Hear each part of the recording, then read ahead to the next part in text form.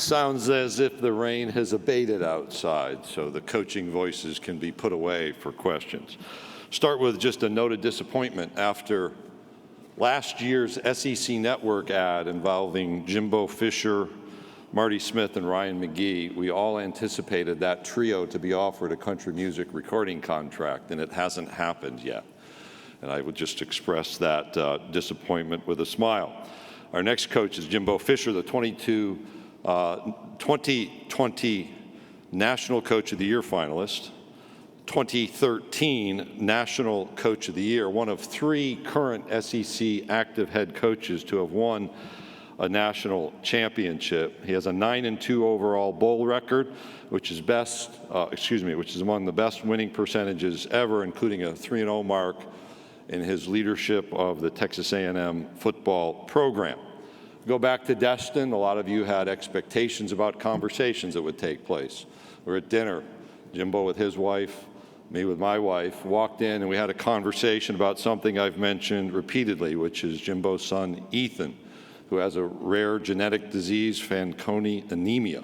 That's resulted in Jimbo being involved in the start of a nonprofit called the Kids First Fund. That conversation was about a trip to Minneapolis and really positive news about his son's health, but also about the impact being made in scientific research by Kids First Fund. In the middle of football and all of the other things we like to talk about, name, image, and likeness, transfer portals, this nonprofit has raised almost $12 million for Fanconi anemia research in 11 years since. But at a personal level, to hear the positive news about his son, Ethan, was truly rewarding.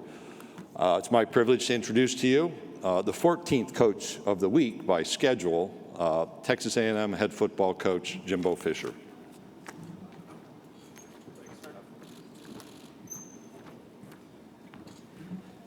Hello, ladies and gentlemen. Great to see y'all. As we know, this time of year, it's when I get to come over here, it means we're ready to have ball, and that's the funnest time of our life as coaches. We get back to coaching and doing the things we got to do. But I hope everybody's had a good summer. We've had a good summer, a busy summer, fun summer as it goes across. But excited about our football team, as everyone is this time of year. Got great new additions to the class coming in that we're excited about with some. The older guys, it's just fun watching them develop and play, and very pleased with our off season as far as it goes. But back to spring, I think some of the things that went on last year in our team, we were 8-4, and disappointed in that we didn't play as well as we needed to in some critical situations, but still very excited. We had some very young players because of injuries that had to play, and last year we had to bring those guys along slowly, but right now I think that's turned into a strength for us, and with a young center and a young tackle, and some situations occurred at corner, situations occurred at wideout that I think have let a lot of our young guys develop, and I'm very excited about our team coming up. But as everybody is, everybody in this league has players.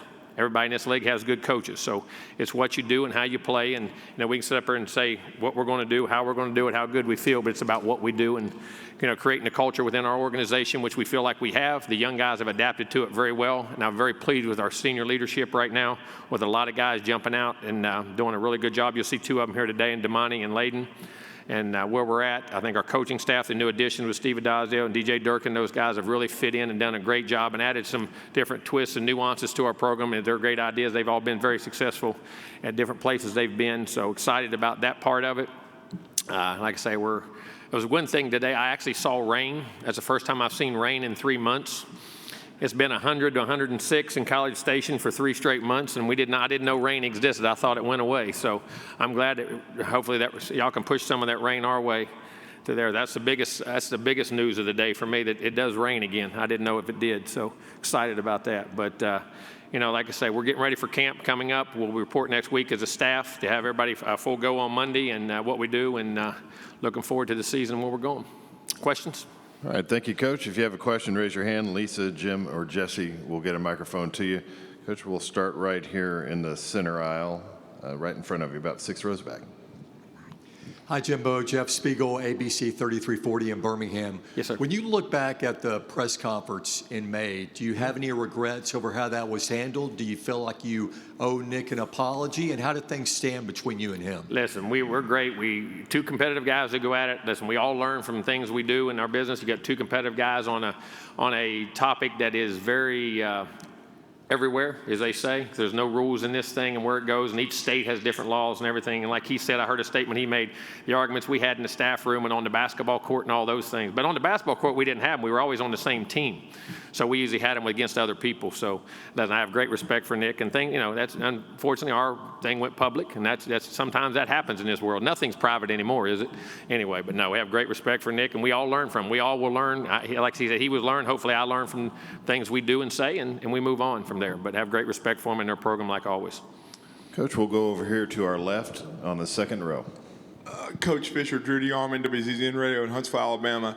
You did say some very poignant things about Nick Saban, and then and NIL is very real. We know that it's here to stay. And one of your staff members was caught on video telling some recruits that they were going to be paid very well for playing football. No, it's not what he said. Those guys paid down there very well. And what he meant was he was a young guy, had been there about a month. He was doing a turn. The guys behind those seats are what pay for your program. Those are donations and boosters, and how he said it and how he spoke. Do we all have NIL? Yes, we do. But that's what he was meaning, and it's a transform thing that we say with all recruits. The guys behind those things are the guys who pay for our program and what we do and the donations, and that's what it was. He'd been here 1 month. And what do you take from you worked for Coach, you worked for him at LSU, and you used the terms like organization. What's the thing that you took most from him that has influenced your coaching career after working for him and seeing what he's built at Alabama?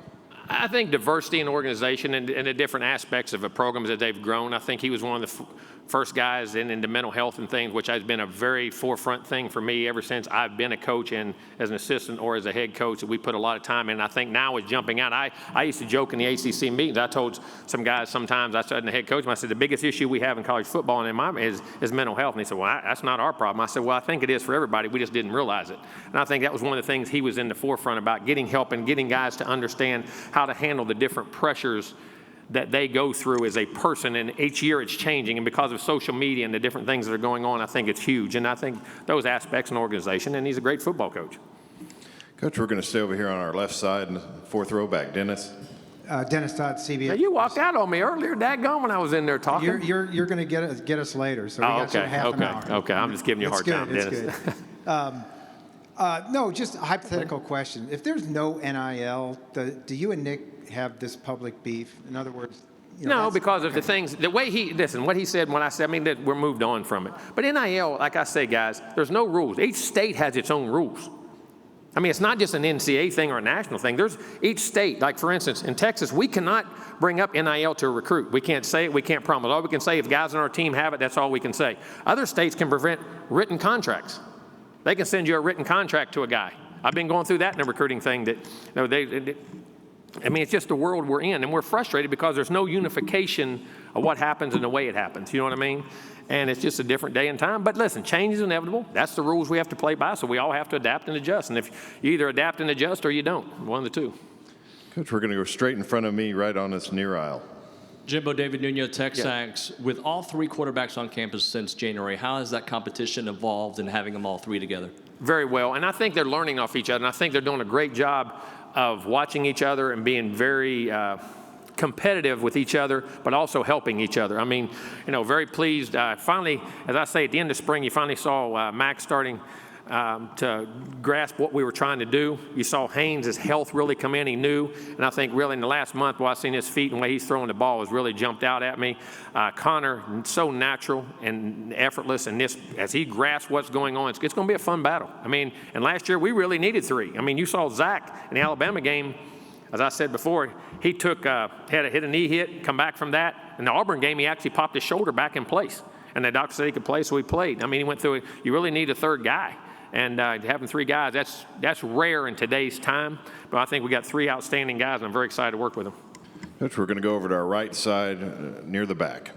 Hey, Jimbo, Travis Brown with the Bryan Yes, sir. College Station Eagle. Two questions. First, a lot of scheduling models thrown around. If there was three permanent opponents, which three would you like to see A&M have? And then just your overall, what are some of the strengths of your offensive line? Well, I think the scheduling model, I think, is critical, especially as conferences expand. I think the ability to get everybody to play everybody, because you're talking about a conference champion now, and not being able to play each other and make sure you do when a guy is there in school is going to be critical. And I think conference champions can be determined by now by how the schedule falls. And that's, that's never been the case. It's because you always played them all. But I think probably the model of 3 is much better because I think it gives you more consistency and, helps keep some traditional rivalries, because I think that's the one thing we're trying to do in college football that to me makes college football special. The rivalries of college football and trying to keep as many traditions as you can with the expanding world. Because listen, things are inevitable. They're always going to change. But if you can keep as much as you can, I think it's great. So I think that model will be there. What was the second part of your question? I'm sorry. Strength of the offensive line. Oh, the strength, which I was like I said, last year we had to play a true freshman center that only had half a camp and never played center because we have an injury to a guy, and we had a right tackle who had to play as a freshman. And that was tough times at Limes last year. But being able to have that now, I think, has really turned into a strength, and I think is going to be a strength of our football team, one of them. Very excited about our offensive line. Coach Adagio's done a tremendous job. But he and Layden and Bryce and Trey Zune now playing at left tackle along with Mocha and some of those other guys in the battles that are going to be had, size, athleticism, and I think Steve's done a great job. And so something we struggled with early last year, I think it's going to be a really big strength of our football team. And I'll say this, in this league, you got to have guys that turnovers and big plays determine the outcomes of games more than anything, and you got to have them. But in this league, if you look in the history of it, the guys who can play in the trenches on the offensive, defensive lines have always had tremendous success. Hey, Coach, we're going to go right here in front, just on this near aisle. Good morning, Coach. Johnny Ballpark Franks with Franks Media in Nashville and Huntsville. In your coaching career, you've been very fortunate to be with programs from your assistant coaching days to now as a head coach, to be with programs where the realistic, end of the year thing is to win a national title. Yep. How does that prepare you year in and year out? Well, I think you know how to get there. I think not, all right, the expectations are, but all those places, we had a 20-game winning streak at Auburn. We won national titles at LSU. We won national titles and won 29 in a row at Florida State. So it's not just the expectations of it, but knowing how to put it in place. And I'll say this about our program right now. From a depth standpoint and a competitive balance, listen, when you're a great team is when your practices are so heated and so competitive and that you can't take a day off as a player because someone's taking your job. That's when you really become, and to the first time from a depth standpoint, not from a great player standpoint, but from a depth standpoint, that we're getting to that point right now at A&M at a level which I'm very excited about, with some young guys pushing older guys getting better, guys it's going to be a heck of a battle, and it's got me the most excited. So I think when you're talking about winning national championship, it's not just understanding how to handle the expectations, it's organizing and structuring the team to get to those points. And I think we're really right now at the beginning of that stage where we can do it consistently, and I'm excited about the future of our program, really am. Okay, Coach, we're going to go over here to our left side, the fourth row. Yes, sir. Nebias Wilborn, AL.com. You earlier mentioned Calzada popping his shoulder out. One, what was that game like against Auburn, and what is Auburn getting in Zach Calzada? Listen, Zach is a tremendous human being. I have utmost respect. I hate to lose Zach. No lie. I mean, Zach is a competitor. He has tremendous arm talent. He's competitive. He's tough. He's smart. And he's a team guy. Zach will do anything in the world to win for his teams. As you say, stand in there. And as they say, when your quarterback takes shots like that and does things like that, your team has great respect and plays hard. And I think you're getting a great human being with a very talented football player. And it's going to be a pain in our tail when we play him. I know that. I know he's getting a battle right now. But Zach is a very talented guy, and they're blessed to have him. And I know he'll do a great job for him. What did he say? Memories of that game. Memories of the Auburn, that game. I mean, looking over on the sideline and going, I got to put a walk on him, Blake Bosa. I was very confident in, but he looked at me and those big eyes and scared. And then the ability for him to play with that shoulder, and not only play, but play well and make plays and make throws. I mean, it's one of the great memories I have as a coach, because football is a game of sacrifice. Listen, we don't want guys to ever be hurt. We don't want guys to ever play where their bodies can be injured for a long period of time. But football is a game. There's going to be times like that you have. And to me, it's just a great honor to have coached somebody that tough and that competitive. Okay, we're going to go to the right side on the far aisle, near the back. Brent Zorneman, Houston Chronicle. Jimbo, you've long had a policy that true freshmen did not talk to media. Mm-hmm. Now, how do you adjust that in the NIL days when they are now available for pay? Well, we're going through that whole process right now of how we do it, and guys that are ready for it. We're trying to make it's not just that you don't want them. You want them to make sure they're ready to talk to media. You know what I mean? And we think they are, because, listen, I know y'all want sound bites and y'all want news, and freshmen are the best place to get it. I understand that part of it, but we'll make sure that those guys are the guys who are ready for it and going through it in the future. Okay, Coach, we'll go right down here in front, second row. Bob, on the left. Hey, Jimbo. Bob Holt, Arkansas Democrat. I had a two-part question. going there against your 5th season, I know you've recruited at a high level. How do you feel about the overall strength of the program and just how you are going into season 5? And then I know obviously disappointing you don't have Anais here. I mean, kids screw up. What was your reaction to that? And what do you think? How do you think he'll respond to it and bounce Well, with back? Anais, I mean, well, listen, we're gathering all the evidence and the things that go on, then we'll make a comment. We have no comment at this time. I feel, like I said today earlier, I feel as great about our program right now as I have since I've been there because of the depth of it, because of how we're recruiting, what we're recruiting, and I think the foresight to be, a year ago, to be 4th in the country, to be one game. We're the only SEC team with one loss in the playoff world and never get in the playoff.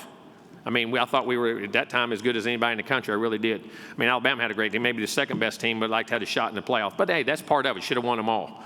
And felt very good. Disappointed that we didn't play as well last year, had some injuries, but still, it doesn't matter. You still have to finish, and we didn't finish at the end. But saying all that, I like where we're at right now. I like the mentality. I think we've been to the highs, been to some disappointment right there, but we have depth and talent, and I'm looking forward to the competitive battles in practice, which are going to allow us to develop. Because, listen, you are what your habits say you are on a daily basis. And when pressure comes, that's what's coming to the surface.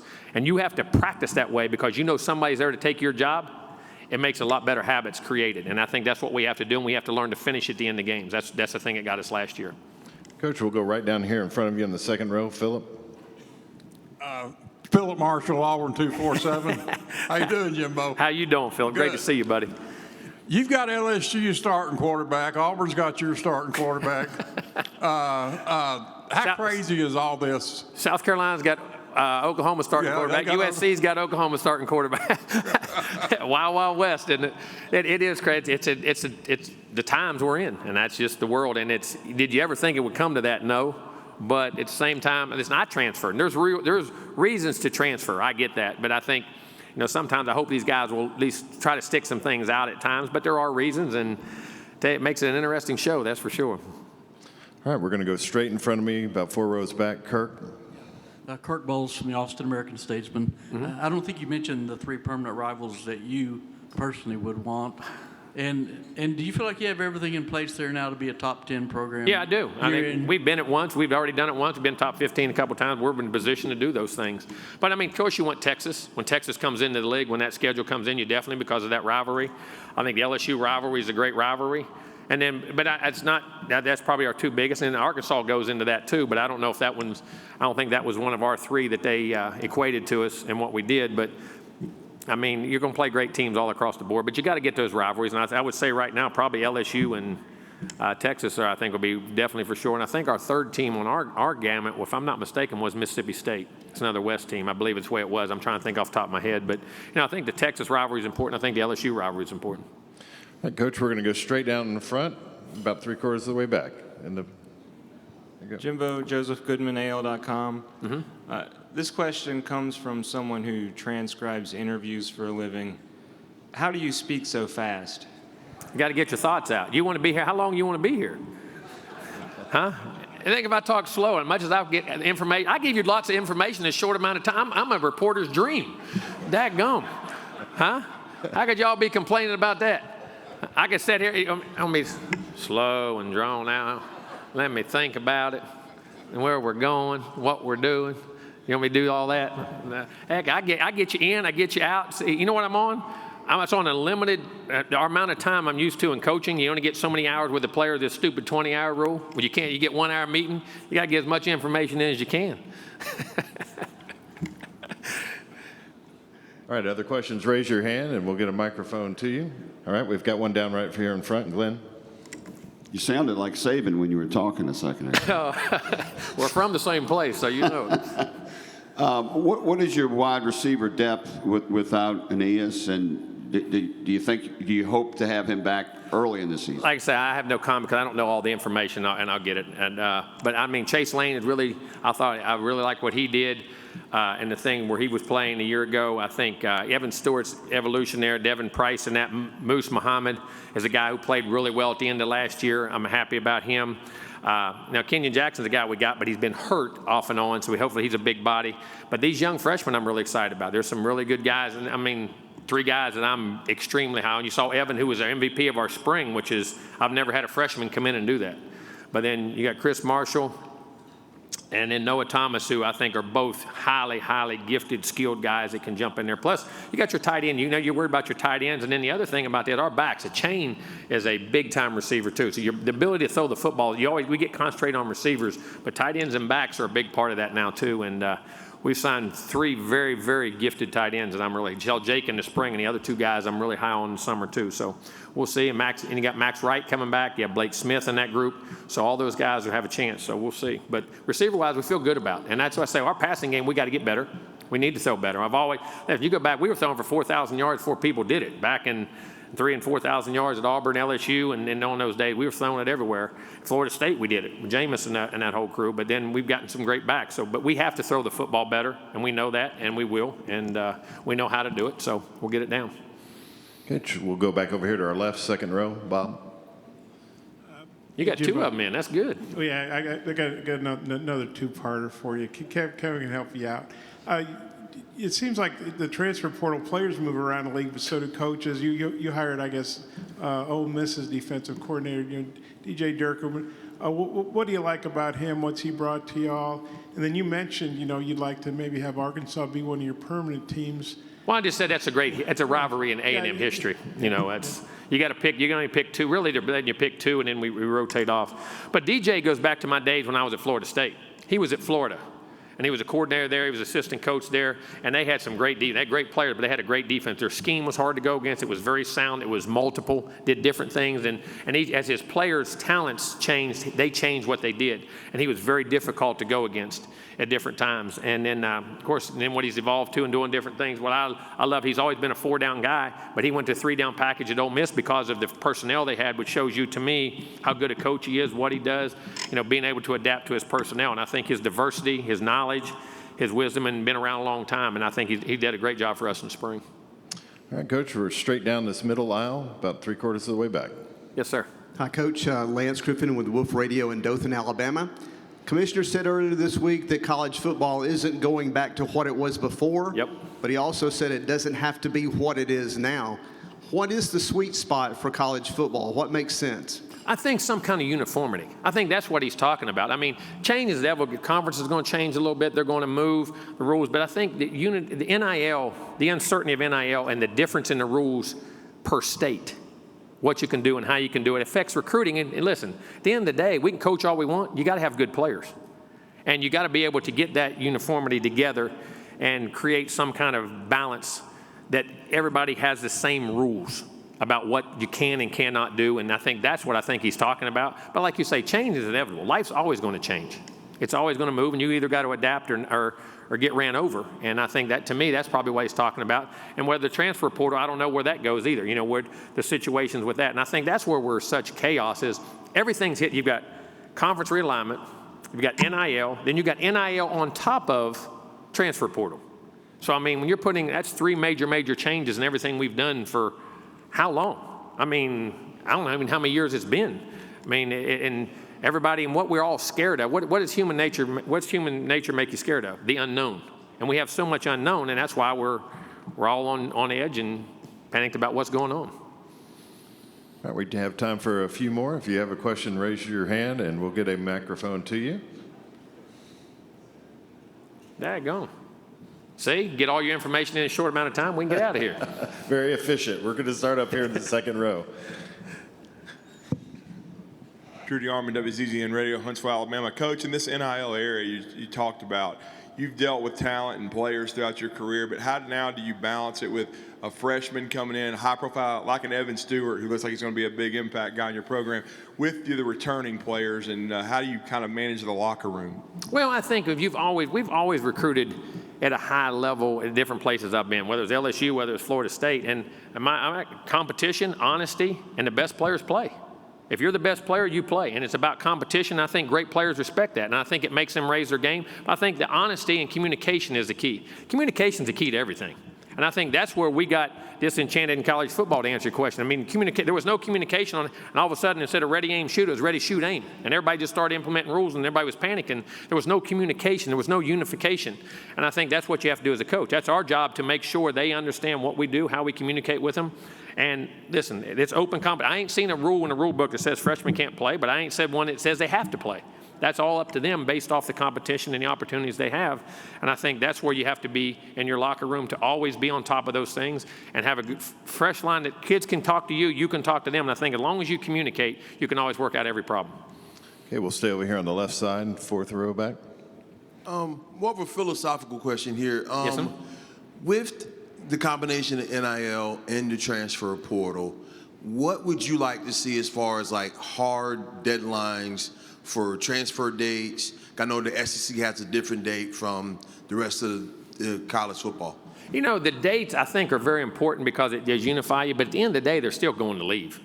I mean, whether it's just in that time frame or the other time, they already have it planned all the way up. So, I mean, I don't think that's going to have a huge effect, but it is as far as your roster management, maybe for practices and things that, you know, if you lose them during the season, you got bowl practices and spring practice, those types of things. You either know right before spring or after spring if they need to go through it. So I think from that regard, it'll be there.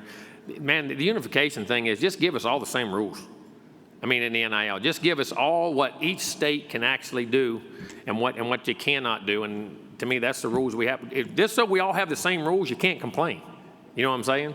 And then whether you have haves or have not, but has there always been haves and have-nots in college football? Has there ever been true competitive balance in college football? There's always been the haves and have-nots. It's just this is affecting it in a different way. And so those are things I think, but as long as you get unification, it should be fair. Okay, we'll go straight down in front of me, about midway back. David Nuno, Texas again. Jimbo, just with tight end being so important to your offense and Jalen moving on to the NFL, can you tell us a little bit about the guys that you have there and how they have to grow up quickly? Yeah, I mean, Max Wright, who we've moved to tight end, has done a really nice job. He's very physical, learning to become a better receiver, good hands, plays very consistent with what he's doing. Blake Smith is a guy who's really emerging out, has really good ball skills, is running, was a quarterback his whole life, but big body, athletic, very instinctive to play, learning to be physical to line of scrimmage was very important. Garza, who is a very big body guy who was hurt in the spring, we haven't seen as much of, has talent. And then we signed 3 guys. Jake Johnson, who came in the spring, 6'6", 245 pounds. That's Max's brother. Very talented, great hands, great routes, great understanding. Played very well. Didn't play in the spring game, but got hurt right at the end, but played very well. Then you have Theo Mellon, who we went to Sweden. He came over from Sweden, who I think is extremely talented. 6'5", 255 pounds. Can really run, tremendous ball skills, double move guy, and versatility. And then Donovan Green, who came from where Jalen did. Listen, this guy, he can do it. He was a great basketball player, 240, 45 pounds, catches it so effortless, can run and play. But now, they got to play in this league. They're very talented. How tough, how quick they pick things up. But very excited with the group. And you got to remember, the first 2 years, our first one, Jalen was a guy that played as a freshman. And our first tight end was a freshman, a JUCO transfer that we put in 1 year. So hopefully we can get that same production out of him. Coach, we'll take one final question here, second row, right Yes, on. sir. Mark Passwaters with Rivals. Speaking of fast talkers, what drew you to Steve Adazio when you came to replacing Josh Henson? Well, one, I coached against him when he was at Florida. Had tremendous offensive lines, very physical. Then he took the head job at Temple and had great linemen. Then he took the head job at Boston College. And we had when I was at Florida State, man, our defensive fronts were gifted. We had a lot of first, second round draft picks. They blocked them as well as anybody. They had a couple guys in there that got drafted high, but a bunch of guys that were just blue-collar guys, and their schemes, their toughness, their physicality, and I always had great respect for Steve. The way they blocked us, the way they got after us, the physicality they played with, the consistency they played with, our guys hated playing those guys. And they knew how to do all the they were so fundamentally sound but tough. And you give a guy great talent like that, and he coached. And I think he's off my tree as far as he's tough love. He loves to coach hard, be physical, but then he puts his hand around them and loves them hard when they're off the field. And I think our personalities match. And he has a great passion to be an offensive line coach and his recruiting, and just had great respect. I've sat in head coaches, man. I know how he thinks, you know what I mean, for many years, and they battled us, man. They did a great job with some guys that didn't have as much talent as we had, but, man, played great games and did a great job against us. Had great respect for him. Coach, thank you for your time this afternoon. Thank you all. Have a great day.